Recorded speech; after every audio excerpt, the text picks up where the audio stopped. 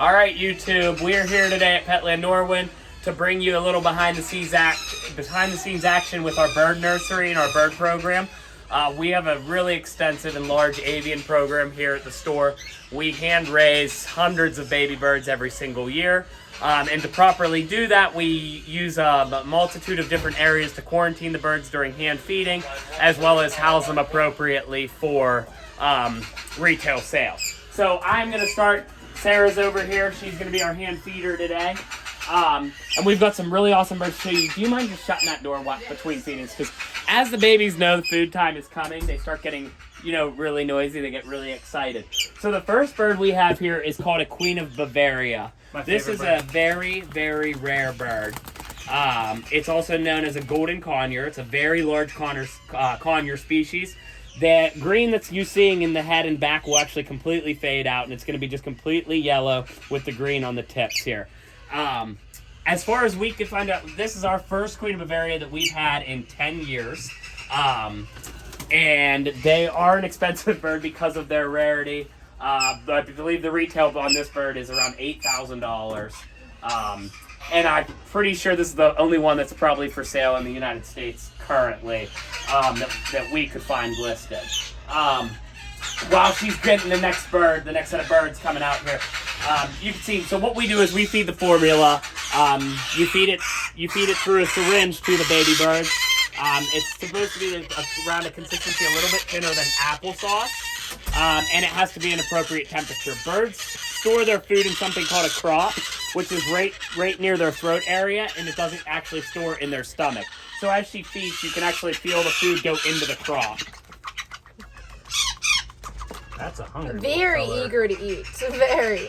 Okay. And that's a major Mitchell cockatoo, which is also a rare bird. Yes. This is another very, very rare species. You can see this bird's not got all of its feathers and it's still pinning. They'll get this magnificent... Oh, yeah, that's not food, buddy. This magnificent crest of deep red and yellow. Again, major Mitchells, you don't come by. We maybe get one a year. A bird at this age is probably about 8 weeks old. So this is a really young bird still. Eating formula 3 times a day. And this bird is retail, I think, $10,000. So it's a very rare, very expensive bird due to its rarity. Cockatoos are notorious for being really a loving, affectionate bird. So she's actually in a quarantine room. So when we get new baby birds in, we have to get them vaccinated for polioma. We do random disease testing on all of our birds. Until they're 100% vaccinated, they stay away from where anybody, the public, can go, off in a quarantine room. We also don't mix breeders' birds. So these birds coming from different breeders, they will quarantine off into one section until they're fully vaccinated. We'll move them over to our nursery. So this is our second nursery, and then we have an aviary that we'll go to after that. This is a yellow-naped Amazon. Can I feed this one so you can get a better... If you want to try to get a little bit of a close-up, because they're on my same side. So, you can see they bob their heads to push the food down, the crop. The hand feeding process of baby birds is what's going to keep them extremely friendly. You can allow the parents to raise the birds themselves, but that parent, if you allow the parent raising, go ahead. The bird's not going to be nearly as friendly with people. This is a yellow crowned or yellow? Help me out here. It's a yellow crown. These are yellow crowns. So Amazons are some of the best talkers. The only talkers that are going to be better than most Amazons is your African gray. So we have 2 yellow crowned Amazons right now. And I think that's everybody. And Sarah's their mommy. And Sarah, how? These are 5,000. Yeah, they're like 55. 5,500. Okay. We also have some Congo grays. No, we have little itty bitty babies. Oh yeah, the tiny little. Yeah. So these next Congos she's gonna bring out, they are probably 4 to 5 weeks old, so they have absolutely no feathers. And obviously these are birds that come from a much more tropical climate, so we also keep the nursery rooms at a much higher temperature. Birds are fine in 72-degree temperatures once they're fully feathered, and that feathers keep them warm. But when they're this young, especially, you're gonna see how little these guys. Compared to the big one. Yeah. This is a 5-week-old baby African gray. Okay. And you can see no feathers still coming in, and we keep the room closer to 78 degrees. So his head's as big as him.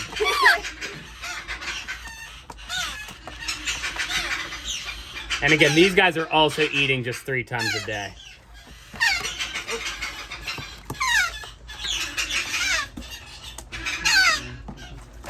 Yeah, and these guys, you can see that crop filling up. You see that big See the pouch one that isn't fed? There's nothing there. The one that is fed has a big pouch. right there. So we just try to hold their head steady with 2 fingers so that they don't bob out of control. Some of the birds really get crazy. They start flapping their wings. Others are much calmer eaters. And then it's important we always just clean up if we lose any on the sides of their faces, because that'll dry. So now you can see where there was nothing there, that big crop sitting full there. And we have to be really delicate with them, because if you bump that or hit that too hard, it'll actually cause them to, regurgitate their food, which could lead to aspiration. And there's 2 different species of African gray. There's Congo and Timneh. These are the Congo varieties, so they're much larger. And they're about $8,500. And can you bring up the other Congo, Sarah? This is a little Goffin cockatoo, probably like a 7 or 8 week old baby. So remember we talked those Congos we just had out. They were about maybe 5 or 6 weeks. This is a 10-week-old. So you can see in the next 4 or 5 weeks, that bird, they're gonna fully feather and they're gonna look like that. So they progress really, really quickly. All right, that Goffin's done. So we are gonna leave Sarah to clean up. So Thanks, Sarah. Thank you, Sarah. You're welcome, you guys. This is one of our nursery rooms. So we will house baby birds in here. And before they can move to cages, they have to stay in bins. We do house baby birds in here while they're still hand weaning out. We don't have much in here right now. We got Barlow. This is our 4-year-old. He's a store pet. He goes home with people or employees at night. But he goes to educational functions with us. Schools, nursing homes. Which, speaking of, we do those. We have a virtual field trip listed on our YouTube page too. So if you make sure you hit like and subscribe, and you can scroll down and check out that field trip if you want to see the entire store. Barbar. You want to talk for us? You just want to hang upside down today? Okay. Solomon Island Eclectus. She's still on 1 time a day hand feeding. It's great to see her in her food bowl right now picking. We got a little cockatiel. This guy just a little bit behind the rest of the cockatiels we had. And then we bought a little Hans mini macaw, and I think he's down to 1 time a day hand feeding too. This one's already sold to somebody in Maine. I think they're actually going to fly in to pick them up. So, a lot of pet stores don't have big avian programs because it is difficult to keep the birds separate. These rooms are separately ventilated to keep the birds healthy. Sorry about that. I just dropped my phone. The way we separate them, a lot of pet stores aren't just equipped or set up to do it adequately. So because of that, we have customers come really from all over the United States to purchase our birds. And at any time we can have between 30 and 80 or 90 parrots in different species here. So this is like our in-between nursery room, and we'll take you on. We'll keep moving here. So are we gonna go to the weaned out aviary? Yeah, I don't know that we need to go in. No, we're not. We don't have to go We'll in. show the front side. So once they move from that room and they're weaned, or again, depending on where they're at in the vaccination process, they're gonna come over into these where the customers can see them. We got some Jardines Amazons. That one is really excited to see you. Hi. This we're between weenies, so it's pretty empty actually right now. So a lot of times this would be just completely full. We got a singular son Conure. He's the last left. I think probably we had 4 or 5 in the clutch of eggs. He's the last He's one. excited to see us. To go home. Yeah, they're running up to the front. They all love people. These guys love each other, so they're not going to run up here. They started bonding with each other. The red bellies are it's a type of dimorphic species of bird, meaning that the males and females look different. Where most birds like Barlow here, males and females look the exact same. You have to do a blood test or send feathers away for DNA testing. And then in here we've got Indian ringnecks, different colors, a harlequin lacewing, some cobalts. And then in here we got a white belly kike. Another store favorite. Yeah, they're very popular. They're known as the clowns. And then we also keep parrots out right where the public can grab them and pick them up. By keeping them in the open petters, it typically keeps them a lot friendlier. We had about 15 cockatiels, so we're down to just 3, plus the one that was a little behind in the bird room.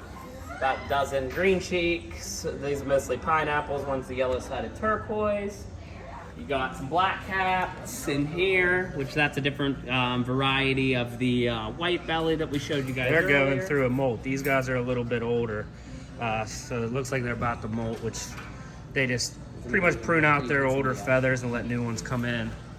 This next species is one you don't see very often. We have 3 of them right now. Come on. Come on. Cape parrots. They're really awesome talkers. They're about the size of an African gray. This one wants to come out. Maybe.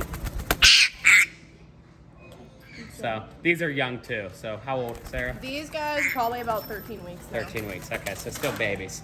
And then things like not being super cooperative. A couple Solomon Island Eclectus over here. These are the females. This is another dimorphic bird, meaning that the males and females look completely different. The males are bright green with yellow beaks. We have a picture of them back there. Yeah, the male's the one on the right, which is the green one. I think maybe Barlow's scaring some of these. Oh, look at these guys. Okay. Barlow is scaring some of them.